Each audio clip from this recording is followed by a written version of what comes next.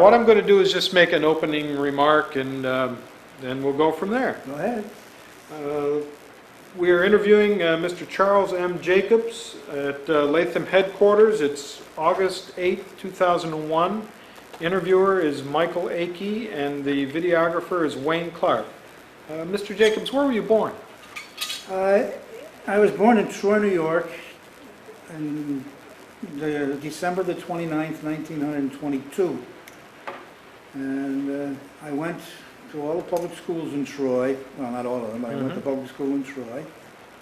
And I went to high school in Troy. And I played baseball, and I played football and basketball there. And I got into this war because I had to get into it. When did you enlist? I enlisted on January the 21st, 1942, in Albany, New York. I lived in Troy, and there was no station in Troy, no Marine station in Troy, and I had to come to Albany to enlist. And the way I got into this thing, I was a member of a Greek fraternity in high school that had chapters in Albany, Troy, Schenectady, and Hudson, New York. And on December the 7th, my group from Troy, 6 of us, went down to Hudson for a joint meeting in Hudson, New York, boys. And on the way back, I was driving the car. It was my friend's 1931 Plymouth. And on the way back, one of the fellows said, "Hey, Chuck, turn the radio on." So I turned the radio on, and we heard a little what they call today elevator music, Benny Goodman and so forth. And the radio was interrupted. The program was interrupted, and the announcement came through that the Japanese had just bombed Pearl Harbor. There were many casualties. Our Navy was shot up pretty badly, and the next day the President was going to declare war on the Japanese. And to make the matters worse, one of the boys with us had a brother. And the brother was stationed at Pearl Harbor. And of course he was beside himself with fear and anxiety over what had happened to his brother. And it was about 3 weeks before he found out that his brother was uninjured and he wasn't hurt. And I went home that night, and my folks were still up, and they asked me if I heard the news. I said yes, and they said, "What are you going to do?" I says, "Well, I feel I got to do something." I was taking a PG course at Troy High School to try to get a scholarship, which I never got. And I said to my folks that I would probably just end school right now and go sign up with the Marine Corps. And my mother said, "Father, well, why do you want to join the Marines?" Because she knew what kind of an outfit it was, because her brother had run away from home and joined the Marines when he was a young man. And he went from an enlisted man, he became a captain. And in World War II, he was practically blind, and he was running the officers' mess in Quantico, Virginia. So I wrote him a letter, and I said, "I'm thinking of joining the Marines now that the war has started." And he wrote me back and said, "I can't do anything for you." I wasn't really interested in him doing anything for me. I was just interested in what his opinion was. And no matter what it was, I went down to Albany and I signed up in this naval station, the Marine Corps recruitment office in Albany, New York. And I was on probably the 10th or the 12th of January. And as time went on, we passed the time of day. I left school. I told my coach and my teachers that I was all through. I had my diploma from June, and I was going into the Marines. And on the 21st of January, with my family, my brother and my mother and my father, got on a bus, and we went from Troy to Albany, and it was a very, very sad day, because I left my family, and I didn't see him again for over 2 years. Was this your first time away from home? Yes, for any length of time. I'd been to New York for a long weekend, but I'd never been away from home before. I was 18 years old at the time. And on the 29th, I was 19, but when I left home, I was actually actually 19 years old. And they put me on a train. I had a ticket that they gave me. And they put me on a train, and they sent me down to Parris Island, South Carolina, for boot camp. Now, I was in very good physical condition. I was completely unprepared for boot camp. I was never subjected to harsh discipline by my parents. I never had any harsh discipline from any of my teachers, because I usually did what they told me to do. Mm-hmm. When I got to the Marine Corps, it didn't make any difference what you were, or who you were, or how they felt. They really busted you up pretty good. And I realized later that the reason for this, the reason that they worked on us like this, so that we would be an army that was disciplined, that could go in and fight a battle, because they no longer did battles where they had great masses of soldiers going trying to knock somebody out. It was a little more finesse. So, and you have to have people who will obey officers and who will obey non-commissioned officers. So this is the reason for that harsh treatment. We had to say sir to everybody on the base at Parris Island in platoon 122. Even the guy that did the cooking, or anybody, yes sir, no sir, we had to say and salute. But that got us ready for what came later. Well, we did our stint at Parris Island. We were there 5 weeks. They taught us close order drill, they taught us bayoneting, they taught us weaponry. They gave us a rifle and wouldn't give us any ammunition yet, but they gave us a rifle. We had to know how to field strip it. We had to learn how to fight with bayonets. We had to learn they taught us how to kill people with our bare hands or with a knife. And it's all things that I wasn't used to this kind of thing. I was brought up in a decent home, and there was never any talk of killing anybody. And all of a sudden, from a nice young man, I became a guy who wanted to kill somebody. And this is what I was taught in the Marines, and that's what I had to do. What did you think about it at the time? At the time, I was a little shocked. But I realized that this was what I had to do, because I did sign up. I am a Marine, and if the Marines have to do the fighting this way, this is the way I'm going to do it. And so we trained at Parris Island for that 5 weeks. And about 3 days before Easter in April of 1942, they told us to pack our gear. We're going to be transferred, and we're going down to join a regiment. So they sent us to Camp Lejeune in North Carolina. And they assigned me to A Company, 1st Battalion, 7th Regiment, the Fleet Marine Force, 1st Marine Division, Fleet Marine Force, the United States now being in a state of war. And I finally had my assignment. I must mention, I tried against to go to the Marine Air Corps, but I wasn't accepted. I had to become a grunt down into just a regular mud Marine. Once you left Parris Island, did the treatment get better? Oh yes. Once we left Parris Island, we saluted everybody we saw, and everybody we saw except the officers said it's not necessary to salute only officers. You don't have to salute enlisted men. And we felt more like Marines then. They do tell you in the Marine Corps then that you're the toughest guy on the street. Of course, it's not true, but we thought it was. And we got to Camp Lejeune, and there we started some real serious training, boat landings, invasions, they used to call it jiu-jitsu, and we did a lot of hiking. We did a lot of squabbling with, amongst each other, and we finally figured we would turn out we were probably halfway decent Marines. Then, after a couple of months or a little bit less, the officers came in. One officer came into our tent and said, "Pack up your gear, we're leaving." "Where are we going?" "Sir, And I can't tell you that. And he says, because I don't know either. Pack up your gear. We're leaving in 24 hours.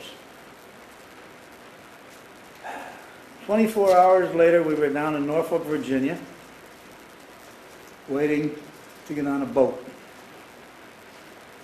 And it was there that I saw one of my first signs of Jim Crowism, which really set me to thinking that there's some things wrong. As good as this country is, there's some things wrong with it. And I had a buddy who was from Georgia, and we got on the ship and we were given 12 hours leave or 24 hours leave. We had to be back by midnight because we're going to sail. We had to be back by midnight. So we got on a streetcar, my friend Hig and I, and I got on the car, and there was a big, heavy black man sitting in a seat all by himself. And there was a very, very drop-dead gorgeous black girl sitting right in front of him. Of course, they weren't blacks, they were Negroes. And I schooled him, and I sat down next to the black guy. And I pointed to the other seat. Here, sit there. And he had a funny look on his face like he was ready to kill me. And finally we got off the trolley car, and he says, don't you ever have me sit next to a black girl like that before, ever. Only he didn't say black girl. I never heard that N-word in my house. And he finally got over his mad, though, but that was the first taste I had of Jim Crow. What'd you think of it? I thought it stunk, if you want to know the truth. It's not a way to treat people. They're very bad. I grew up with playing basketball on a high school team and football too, with a bunch of black guys. And we smoked cigarettes with each other. They were all good guys. I had nothing against them. We weren't social friends, but I wasn't social friends with some other guys. But we were all good friends. So we got off the trolley car, and we had a few beers, and they weren't supposed to serve us, but they did. There were no girls around because there were so many sailors and Marines. So we went back to the ship. And we boarded ship, and the next day we were out. The ship took off. We were out in Cape Hatteras. Was one of the roughest pieces of water I ever saw. The guys were losing their breakfast and I think their lunch from the day before. It was pretty rough. Fortunately, it didn't bother me too much, and I was able to eat and control everything. We went down through the Panama Canal, and that was an interesting experience because you go on one level and the boat comes up, and then you're talking to people on the dock. It was very, very nice. The food aboard the ship wasn't too great. I walked onto my bunk that was right on the water line, and all I could think of was if a torpedo ever comes through this boat, I'm going to be blown to smithereens. And I figured to myself later, what am I worrying about? Because I'll never know the difference. So we got to where we were going. We were going to British Samoa.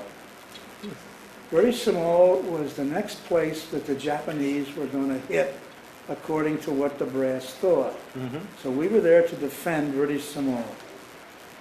And we got there, and we trained, and we trained, and we trained. And we went to, they had a rifle range. We learned how to use our rifles better. We learned how to field strip and blind. We learned machine gunnery. We learned as many aspects of the war as they could teach us. And of course, foxhole digging was our number one preference. We were pretty good at that. So you were a rifleman in a rifle company? In that time, I was a rifleman. On Guadalcanal, I had rifle grenades. If you know what a rifle grenade is, and many people don't know, it's a rifle and there's a little tube you put on the top. You put the grenade in, you pull the trigger, you put it on the ground and you pull the trigger, and the thing goes out and goes over the hill and kills everybody on the other side. Theoretically, I never did get to fire it. But I did have it, and I did know how to use it. I used it, but I never fired in combat. So, you're British Samoa. Now, that's not quite like Troy. What was British Samoa? Samoa was like 40 years behind the times. We went into a department store once, and of course, there wasn't much to buy. And there were natives there. They wore the lavas around them. And they had some very strange toilet habits. But we put up with that. And they were okay. We didn't have any problem with them. We did have one captain we had a lot of problems with, though. He was allegedly part of the Tidal Vitol Oil Company. I don't know if he was or not. He was about 6'7". And he had a stride that was very, very wide. And going up a hill, the fellas at the bottom, at the back, they just can't keep up. And he was giving us a bad time because we were doing this. So I had the privilege of serving under a man by the name of Louis B. Chesty Puller, who was a Marine Corps legend, and he wasn't even in the war yet. And Chesty came down and, while this guy was berating us, Chesty came down and berated him. He let him have both barrels. And when it came time to leave this island paradise, this captain was gone. He went someplace else. Because when we left that island, we were going into combat. In August, we were on British Samoa, and in August, the rest of the Marine Corps, rest of the division. You see, we had been 1st Division, but when we came to Samoa, we were detached, and we became the 3rd Marine Brigade. And that's what we operated under. It was the whole regiment, but we were called the 3rd Marine Brigade because we had other people attached to us. And we, excuse me, we went to,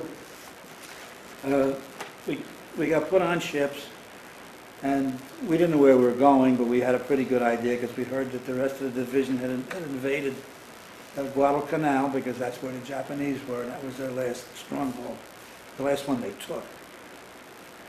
And I remember going on the ship and going over the ladder, and we hit the beach. Of course, there wasn't anybody shooting at us because the Marines had a little base there. And I can remember very distinctly, and I got to regress now, my father ran a dress factory in Troy, and he had a lady working for him by the name of Mrs. Mahalik. Very lovely old lady. And she brought her grandson up. And her grandson joined the Marines, and he was a sergeant. I never knew him, never met him, never knew what he looked like. And as we're marching up to the lines, the other group hollered, there was another group coming out, and they hollered to us, "Where are you guys from? What are you?" We said, "We're A17. What are you?" "We're D25, whatever they were. And I hollered out, "Do you know a guy by the name of Bill Mahalik?" And some guy hollers, "Yeah, he got killed last night." And that was the first real meaning of what a war is. So we went up and they gave us the airport to guard. I guess they didn't trust us in the line yet. So we guarded the airport. We asked the people, "What's out there?" He said, "Well, nothing." "What do you mean nothing?" "Well, there's Japs out there, of course. So anybody's out there, you shoot them." Unfortunately, nothing happened. And that night, the next day, we were put in another position. We were up to the lines, and we were told to dig holes. So we dug our foxholes, and I thought I had a foxhole about 4 feet deep.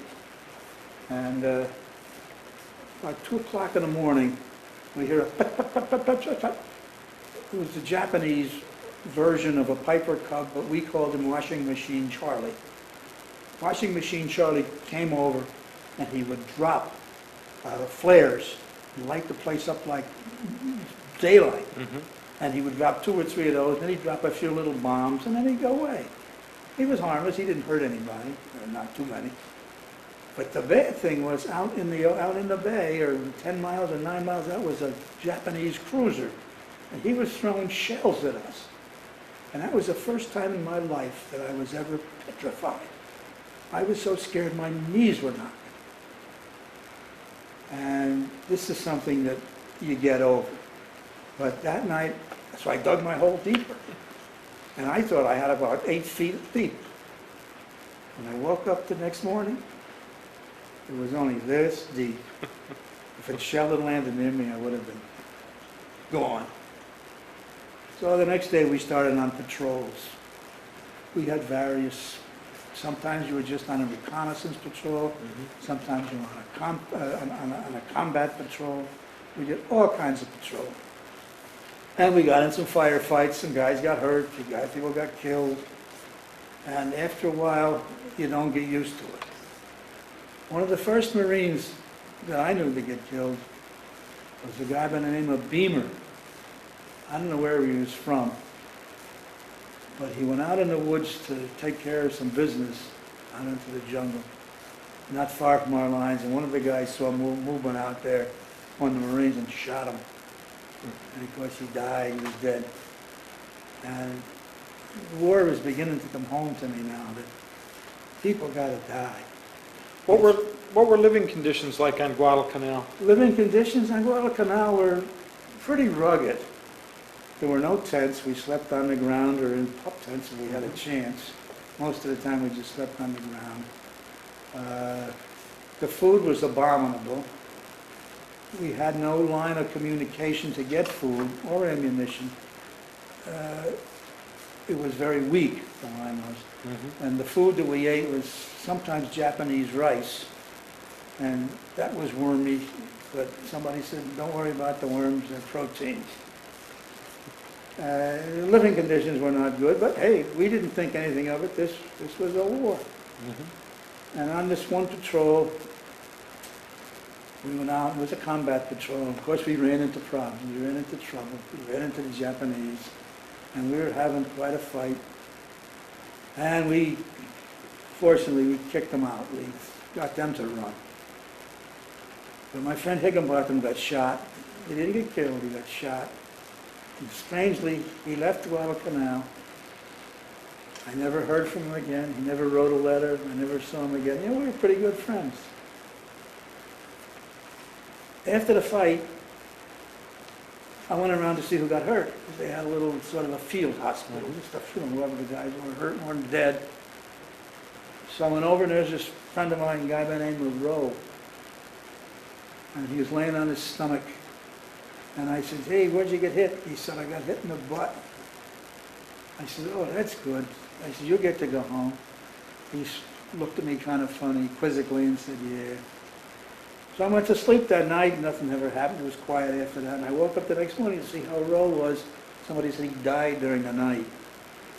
I said, what did he die from? The fellow told me, the corpsman told me, he wasn't only shot in the rear end, he had 3 bullet holes in his stomach and he died. So friends of mine are beginning to have some problems.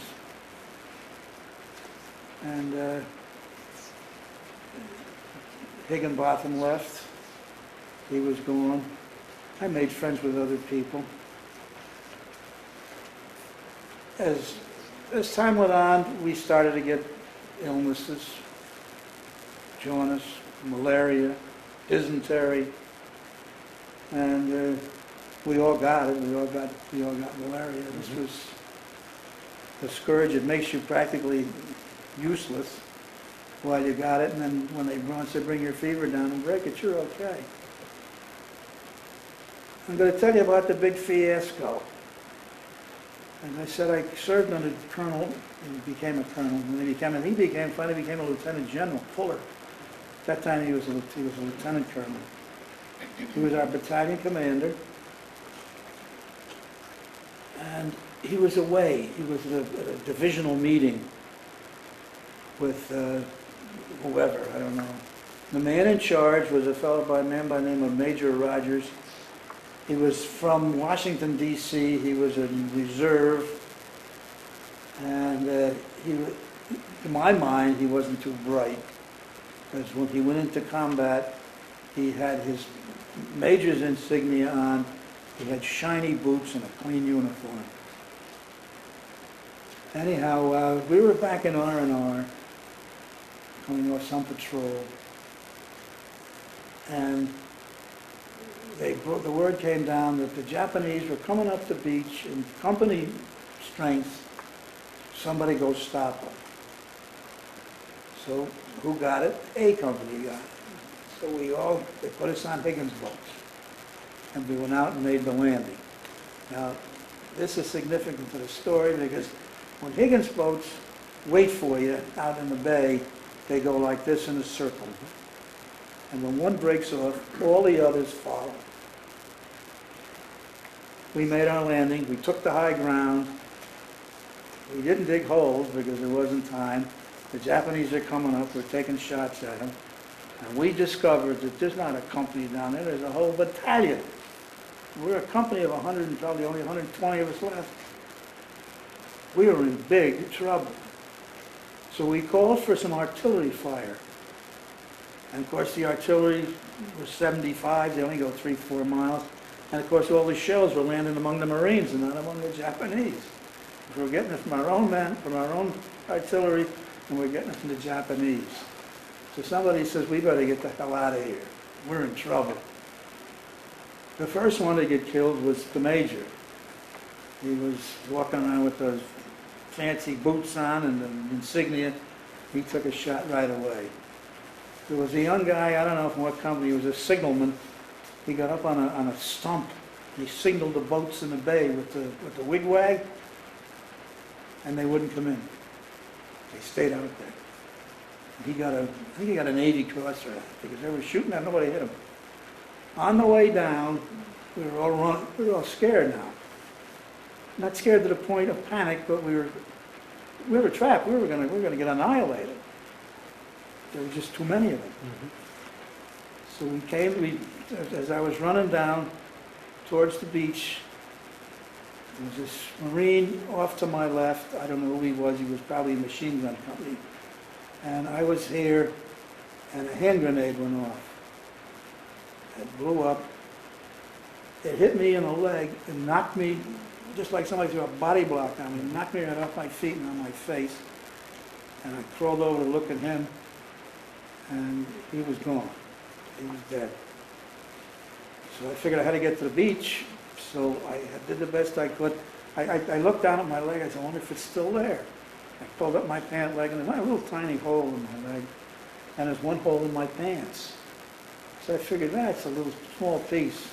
I could have to try to run, well, I couldn't. I had to crawl and hop and everything else. I finally got to the beach, and we set up a perimeter. Meanwhile, those boats were still circling around in the harbor. And we had a perimeter up. The Japanese were attacking us lightly. I don't know why. We must have been holding them off, excuse me, pretty good. So, a young fellow by the name of Hinnett, I don't know where he was from, stripped, bare naked, and swam out to the boats. And they pulled him aboard, and he said, thanks for picking me up. He said, now go in and get the rest of the guys. And I swear this is the truth. They said, no, there's too much shooting going on there. This was a war. He picked up a pipe wrench, and he said to the coxswain of that boat, if you don't go in and get those men, you're going to get killed. And the boats went around like this and came in and picked us up and brought us. One of my worst enemies, yet one of the best soldiers I ever knew, was a guy by the name of Anthony P. Malinowski. He was my platoon sergeant. For one reason or another, which I don't want to go into, he and I didn't like each other. Well, the truth is, he didn't like me because of my religion, and I didn't like him because he didn't like me. So I got all the good details, digging the trenches, best duty, and everything bad he could give me. But I would follow him into hell because he was a good soldier. So I figured I got a better chance of living. He was a hero. He came down off the beach, down to the beach, and he had a BAR, which is a Browning automatic rifle, which is a it shoots a lot of bullets. And he was shooting that, fighting the Japanese, and he got hit in the chest, right in the heart, I guess. And before he fell down, he gave the bar to somebody else. Another kid from New Mexico, we called him Tex-Mex. He was one of these dark-skinned guys, probably Indian descent, from New Mexico. Real nice guy, good-looking guy, good kid, nice boy, had a lot of fun. He got shot in the legs, he got beat up pretty badly. And he said, give me a BAR and give me some ammo and I'll hold him back. And I guess he did, because we got out, and I never saw this guy again. So we assumed he got killed too. Once we got in the water, I was having trouble, my leg was numb. I finally got myself pulled up and into the Higgins boat. My company commander crawls up on the Higgins boat, he's got his .45 in his hand. And he puts his hands up on the gunnel of the boat, and he, boom, his right pistol goes off. He shoots himself in the hand. So I thought this was pretty sad. But that wasn't the saddest part. He got onto the boat by himself, and he gets in, and he goes and he sits down over on the opposite side from me, and there was a BAR, Browning Automatic Rifle, sitting there, and it had been shot. It was fired. It was hot. And he sat on it with wet clothes. And he jumped about 2 feet up in the air. I laughed. I said, why? He said he's going to court-martial me. I said, well, there's no charge. And I didn't worry about it. He did. So anyhow, they take us back to the base. Hey, this is great. I'm going back I'm alive. Maybe I got home. They take me back to the base, and I can't get off the boat. I can't walk. So a couple of corpsmen come up and took me by under the arms, took me and brought me and put me down on a stretcher. And I had given my jacket to somebody because he was cold. Now it's dark. I'm getting cold. So I said to the corpsman, I said, can you get a blanket? I'm cold. He says, yeah. So he went and got a blanket, and he threw it over me. So I was laying there under the blanket. Some guy comes over and kicks the stretcher. He says, this guy's dead. Like, no, I'm not. He said, up. Dead? Oh, we'll go to the hospital. So they took me to the hospital. And the doctor examined me and looked at my leg, and he said, well, that doesn't look like much. I said, well, it hurts. He said, well, that's so. We'll give you something for the pain. And I said, he said, well, he says, there's nothing in there now. I said, when did it come out? He said, well, it bounced out. I said, bounced out where? He said, well, it went out the same hole. And I knew he was lying to me. They were so hard up for men, they had to keep me there. I couldn't walk. They kept me in the hospital about 10 days. 10 days later, I get out, and my legs are like swollen up. I can hardly walk from the sulfa drugs. And I went back to duty. And I missed out on one of the best shoots I ever missed out on. It was a wonderful shoot. The boys sat on the side of the hill and shot them all. Shot all the Japs who were trying to get out. We had them trapped. I wasn't even there. I couldn't walk. My captain told me to stay home. Stay back at the base. After that, I went from bad to worse. I got malaria. I got jaundice. My legs started to get infected. I had a knot in my groin as big as your fist. And come December, I couldn't even stand up. I couldn't even sit up. I went from 175 pounds to about 125, and I was in very bad shape. So they said to me, you're relieved of duty, we'll take you down to the beach. Well, they took me down to the beach. I didn't know what I was waiting for. I woke up one morning, and there out in the bay was a beautiful big white ship. It's a hospital ship. So they put me, some corpsmen came down and said, you need some help? I said, yeah, I can't walk. So they took me and brought me right into sick bay on the hospital ship. And they unwrapped my wound. I unwrapped the gauze around my wound. And I swear, as they pulled the gauze off, it stuck to the scab, which wasn't really scabbed over. It was just a little scabby. They pulled it, and the blood shot 20 feet across the room. He said, my God, what happened to you? I said, I got hit with a piece of something. Hand grenade. He says, well, why didn't they take it out? I said, they told me it bounced out. He says, that's ridiculous. He said, we'll fix you. So that night on the ship, I got another attack of malaria. I had 104.5, which I got 108, you're probably dead.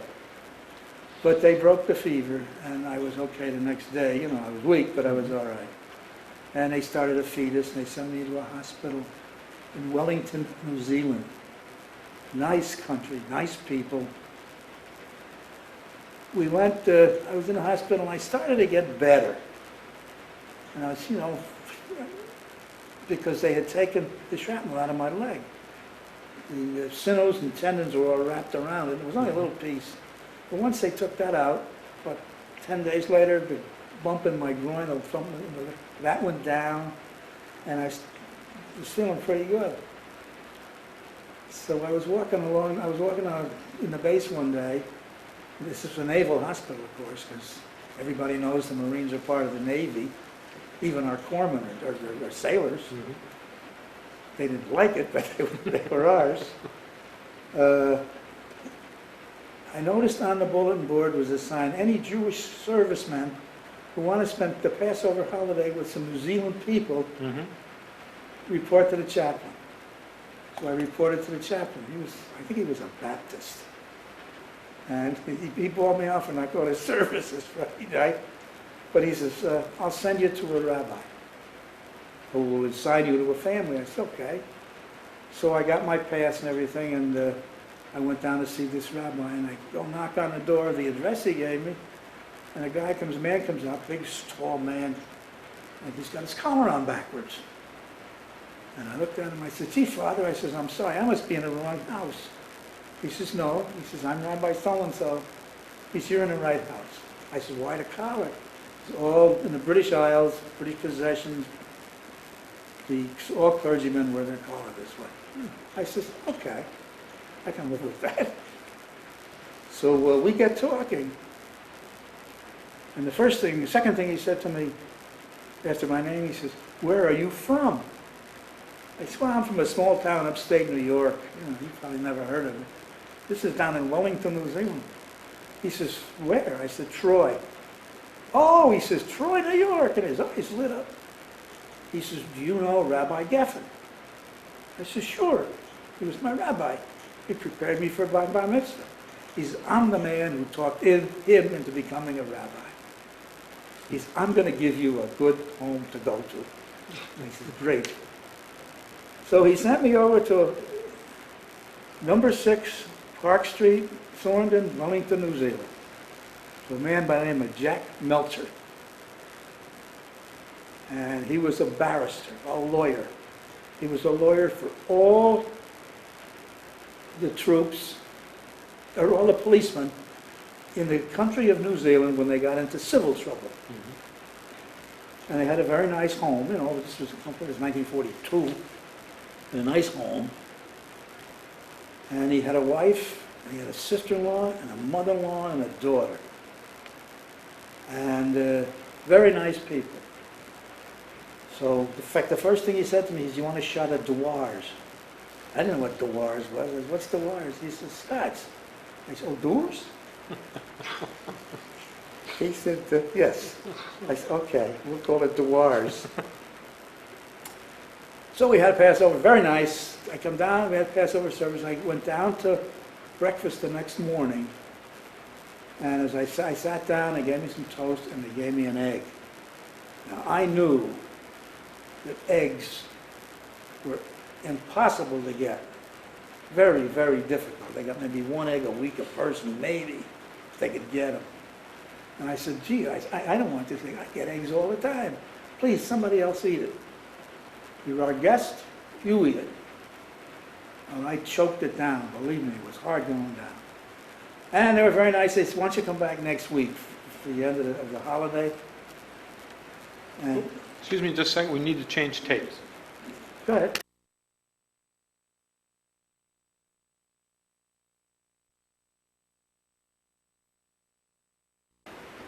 Okay.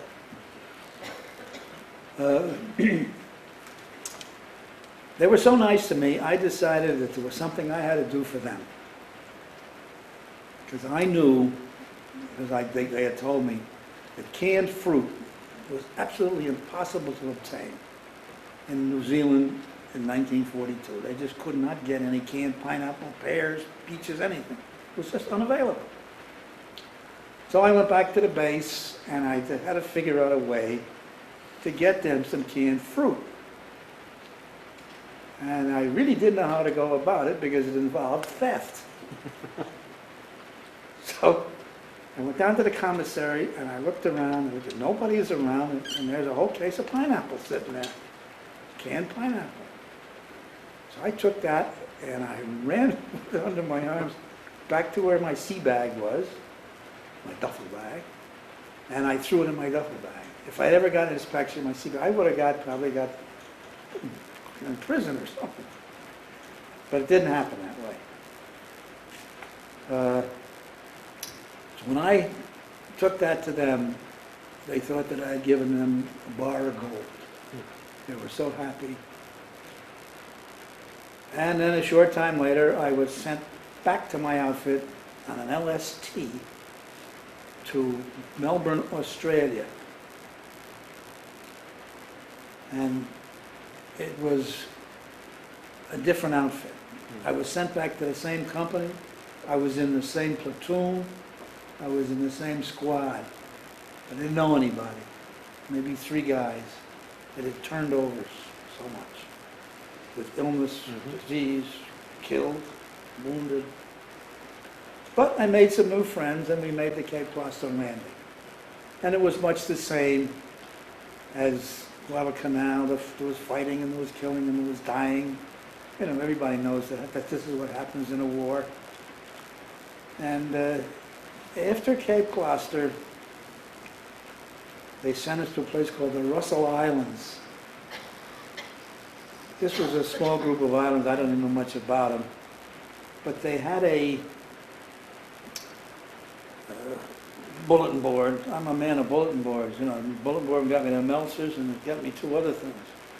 I went to the bulletin board and there it says, big notice, service, all Marines with so many points can go back to the United States.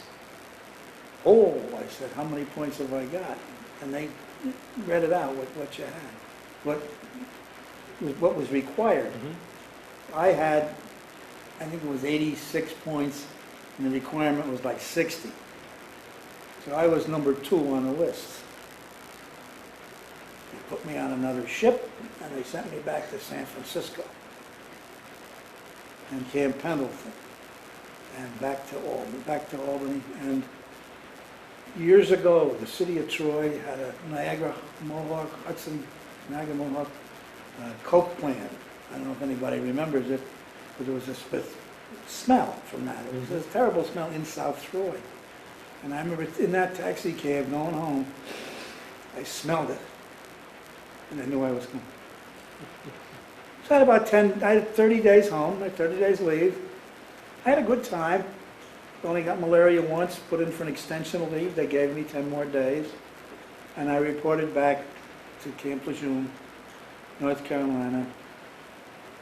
And I was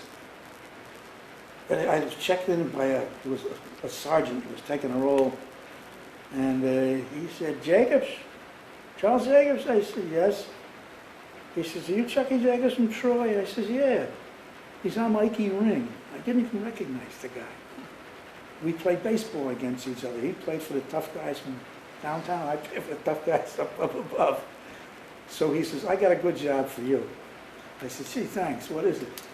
He says, just report to me every day. So every day I reported to him. He said, get lost. Great duty. Great duty. So anyhow, I'm scheduled to go back overseas. Now, I'm not a fool. Figured the chances of coming out alive this time are little or none, or slim, or maybe. You know, who knows. So, but I figured I still wanted to serve my country, and I wasn't going to fight it. I was going to go. Came to a bulletin board. There on the bulletin board it said, any service personnel, any Marines, who think that who would want to go to college and become an officer, must be a high school graduate, report to so-and-so. I scooted right down there. I told them I'd like to become an officer. So they got to take an IQ test. I figured this was the end. But I took the IQ test and I failed it. So they said, well, you were so close, you only missed by 1 point. Why don't you take it again? I took it again and I sailed right through it. I passed it. And the Marine Corps sent me to Colgate University. Now I'm going to become an officer and a gentleman. And everything went fine at Colgate University. I was getting a military education. I got a year in. And then one day we're standing in the chow line waiting to go to chow. Of course, we were all in uniform, you know, we're still Marines. And there was a newspaper published. It said, the atom bomb has been dropped on Japan and mass destruction. So big me with my big mouth, I said, I'll bet the war's over in 10 days. So one guy up there, he says, I'll kiss your ass if it is. So I said, 10 days later, the war's over. And I was up in my room, getting ready to go to class or doing something. Next thing I know, I got a ruckus in the hall. Here comes the whole company in, and they grabbed me. I said, what do you want? Come on with us. So they took me downstairs, and they got the guy that said he would kiss, brought him downstairs, and they took my pants off, and they had to kiss it. This is a true story. I had a picture of it, which I kept. But my mother had a flood in her cellar, and it's all gone. But the war ended. I was glad, and I went to Bainbridge, Maryland, and got discharged. And the last thing, I remember going through the discharge line, we're going through all the papers they got. You know, military's got 9,000 papers. There's a guy sitting over at a little desk, a Marine, all by himself, and he gives me the finger. Not that one, this one. Come here. I guess he gave it to everybody. I walked over and I said, what can I do for you? Because I'm getting discharged. He said, would you like to join the reserves? I said, absolutely not. He says, well, if your country, if another war erupts, I said, another war erupts, and my country needs me, I'll be the first one to volunteer. So I don't want to be in the reserves. And of course, this is in 46. 1950, we had Korea. And I guess that's the end of my war stories. I've got some other ones, but I don't want to bore the people. No? No, that's enough. Okay. Well, I have some You got any more questions? You got any I've questions? got questions. Go ahead, ask. How is being Jewish, how did that affect you in the service? Being Jewish has never affected me to any great extent. I always knew that we, the Jews, are a minority in this country, and we have to give up some of the things that we cherish, not all of them, just some of them, to be able to get along in this country as human beings. And most of us do this. It hasn't affected me at all, only in two incidences, the one with my platoon sergeant, and then there was another incident, but no sense in even going through it, because he was a vicious guy, and he was also a coward. Malinowski was a hero. Mm-hmm. I didn't like him, but he was a hero. And it really wasn't a factor. It wasn't a factor. There wasn't much discrimination in the... Oh, I'm sure there was discrimination, and a lot of guys didn't like me, but nobody ever really showed it, and a lot of guys did like me. So I found that out when I was going to school, that you got to be what you are, and you just do the best you can. And I got along with 95% of the people I came in contact, 98% of the people that I came in contact with, because that's the way I was trained. My father said, you know, don't insult anybody. I only do when I have to. So, is your religion what made you more sensitive to what you saw in the South? oh yes, that has something to do with it, sure, sure. But there was another Jim Crow incident. I was going on a train, and we had to stop in Washington. We got off the train, everybody on it was white. And I got on the other train because we had to change trains, and I remembered my ditty bag was in the train, so I ran back, and there the train was all black people. And I looked around and I said, I left something here, and some guy says, is that it right there? I said, yeah. I said, thank you very much, sir. And he looked at me as if I said something wrong, you know. I didn't, I was just being polite. Because he was a guy, he was a black guy, but he was a guy. And I never discriminated against people in any way. because it was a very memorable war. It was the greatest experience of my life I was taught it early in the beginning. I realized early in the beginning. When you go to war, it's not your job to die for your country. It's your job to see that the other guy dies for his country. And we won. We saved the lives. We saved the world. What did you think of the Japanese? I thought they, having come in contact with them on several occasions, I thought that they were not too bright, some of them very smart. I thought that they were animals in some cases. Maybe that's a little harsh term.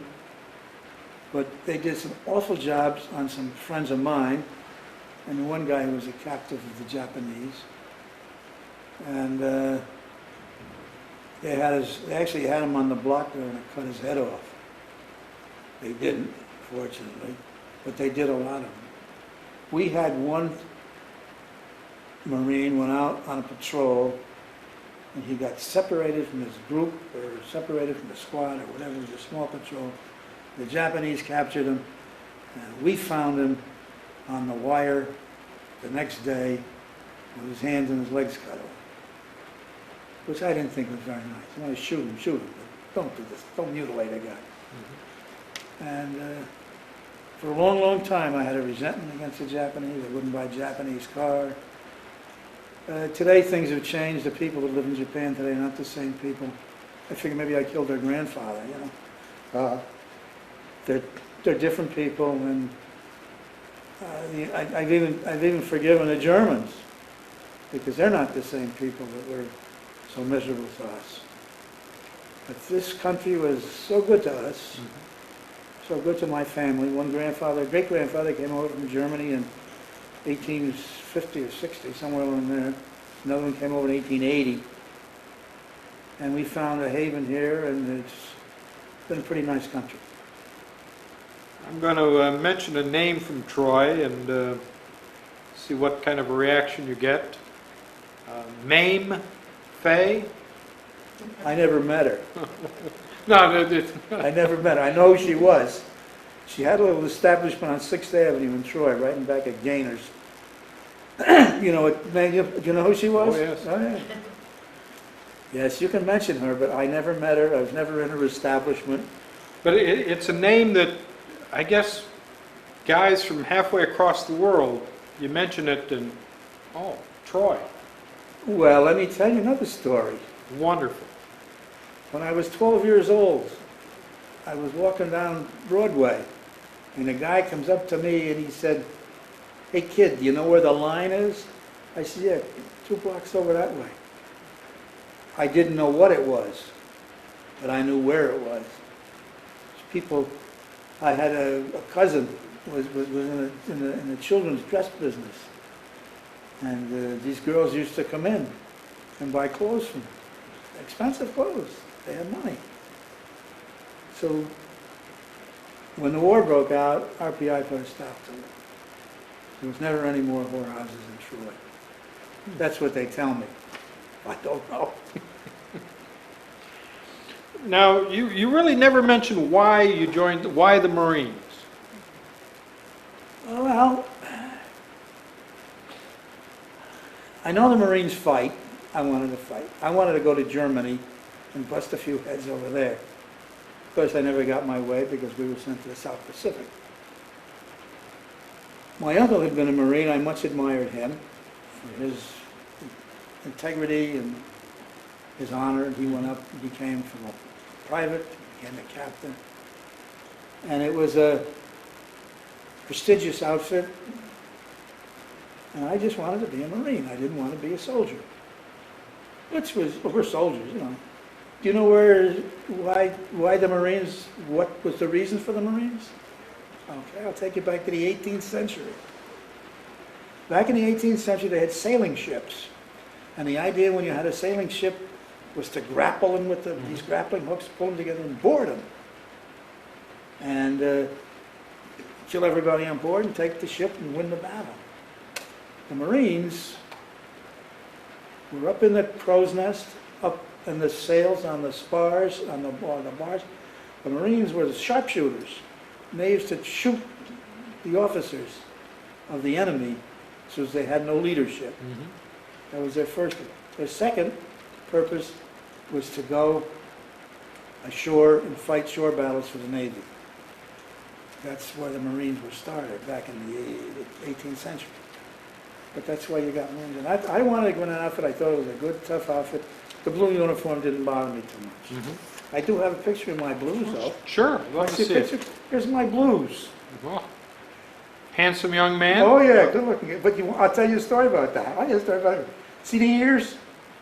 Okay. The photographer who was taking this picture was a friend of mine. And he kept looking at me and looking at me and looking at me. He didn't know what to do. I said, what's the matter? He said, something's not right. I said, what's the matter? He said, I know what it is. And he took 2 pieces of adhesive tape and put them back to back and stuck them behind my ears. So my ears were flat. If you notice, my ears are not flat. So they look pretty good there. Here's a picture when I came home. It's a picture of my father, my mother, and my brother. They're all gone now. Every one of them. I was written up by a guy by the name of George Yaman. Times record. There's a picture they took of me with my mortar over on Cape Glouster. So you were a mortarman in Cape Glouster. I was a mortarman. I was a BAR man, and I was also a rifle grenadier. Okay. Yeah, I did it all. I did shoot the mortar. How was that? That was pretty interesting because you could lay back behind the lines a little bit. Of course, they could always break through and kill you.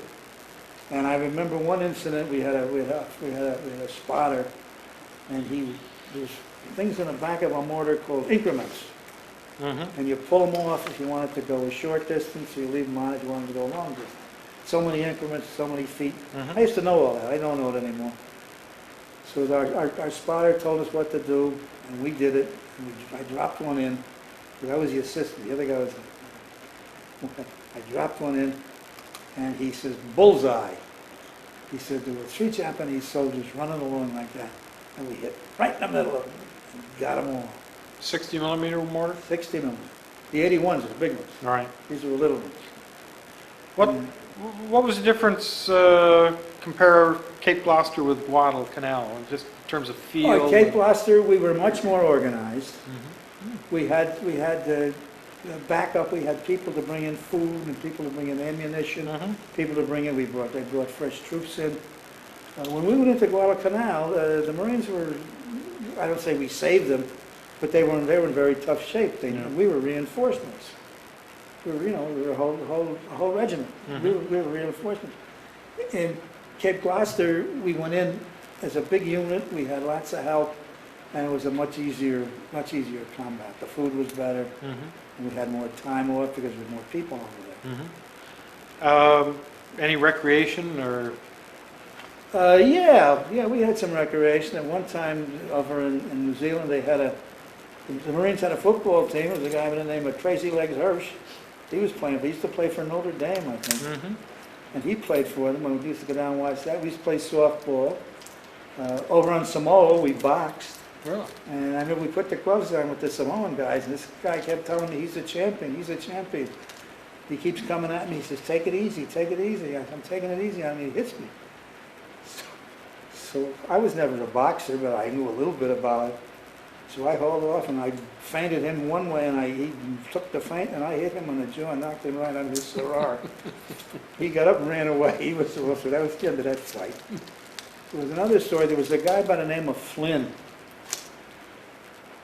Another guy and I were fooling around in the tent. We were wrestling. And he knocked his rifle over. Now, in the Marine Corps, the rifle is your god. You keep it clean at all times. It's the first thing you clean when you come out the field before you clean yourself. this is your important thing, you gotta keep it working. Mhm. So I knocked his rifle off on the ground. He says, clean, this guy Flynn says, clean it. I said, okay, I picked it up and I wiped it off. I said, that's good enough. He says, no, it's not. I said, yes, it is. So we started fooling around again, this other guy and myself. And I knocked the rifle off again. Now pick it up and clean it, take it apart. I said, no, I won't take it apart. I just want to make something out of it, come on outside. He was only a little guy, he was 135 pounds. I was 170. I can't kill him. He says, no. I figured he was scared of me. I felt pretty good. Went back to my tent. A couple of days later, I'm reading Ring magazine. You know what Ring magazine is? I'm thumbing through the pages. And there he is, Irish Frankie Flynn, number 7 welterweight in the country. I'm going to take him out. So I ran over to his tent. I said, "That you?" He says, "Yeah." I said, "Why didn't you take me outside?" He said, "You would have killed me."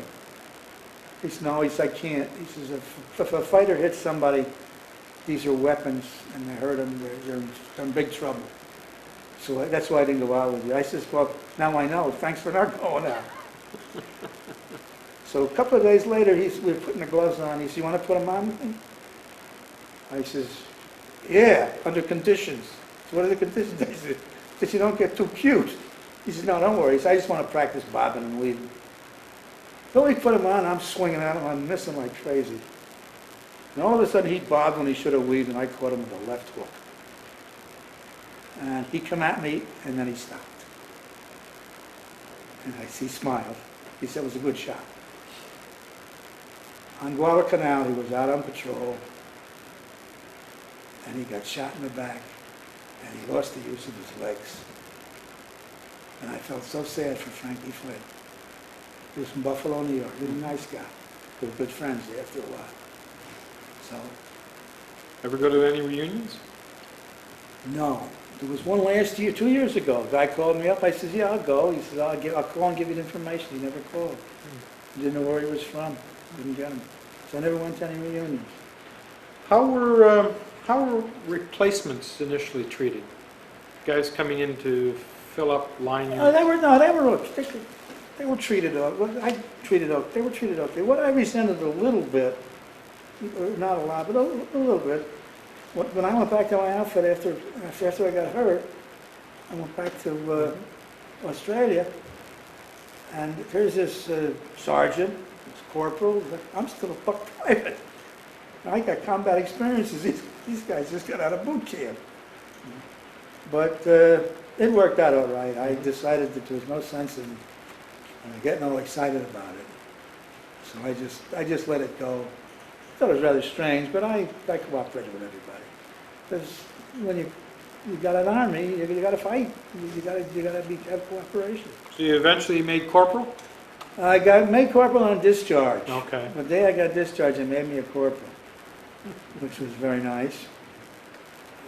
And they gave me some money and sent me home. So after the war, what did you do? You came home? After the war, I came home, and in 1940, I met my wife. I got out in January, and the following spring, I met my wife. And following year in 47, I got married. Went to Union College in Schenectady, got my degree, my bachelor's degree. GI Bill?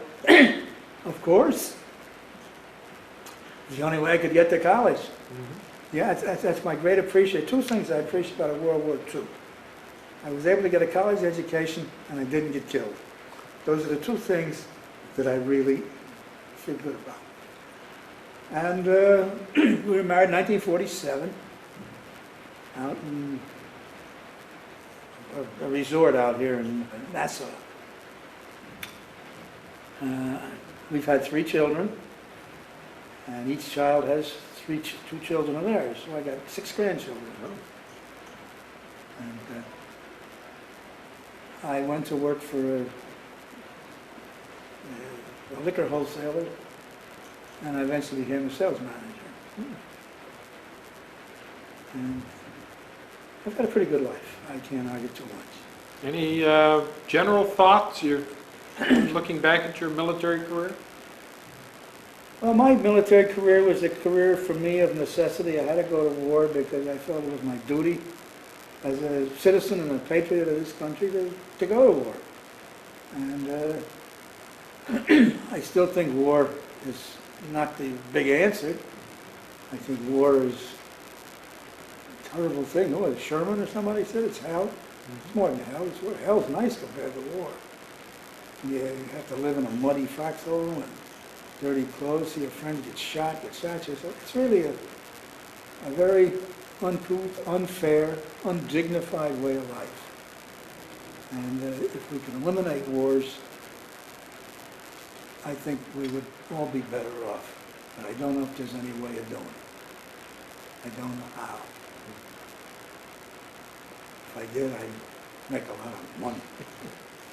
Well, thank you very much, Mr. Jacobs. Thank This you. went very well.